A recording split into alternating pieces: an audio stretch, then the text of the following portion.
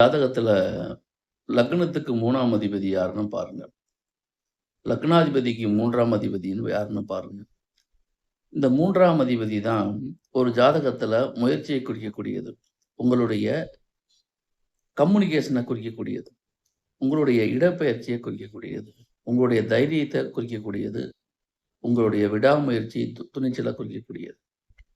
அப்போ ஒரு ஜாதகத்துல லக்னத்துக்கு 3ஆம் அதிபதி நல்லா இருக்கணும். லக்னாதிபதிக்கு 3ஆம் அதிபதியும் நல்லா இருக்கணும்.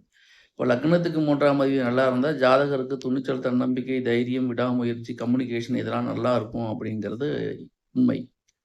அதே சமயத்துல லக்னாதிபதிக்கு 3ஆம் அதிபதி நீசமாகவோ, அஸ்தங்கமாகவோ, வக்ரமாகவோ, திரிசூனியமாகவோ, பாதகமாகவோ 6, 8, 12லயோ மறைஞ்சுட்டா, இந்த ஜாதகருக்கு முயற்சிகள் எல்லாமே இருக்கும். ஆனா இவரு அந்த முயற்சிய செய்ய மாட்டாரு. அப்போ லேசியா இருப்பாரு. இதுதான் உண்மை. லக்னத்துக்கும் லக்னாதிபதிக்கும் 3ஆம் அதிபதி நல்லா இருப்பது மிகவும் நன்மை.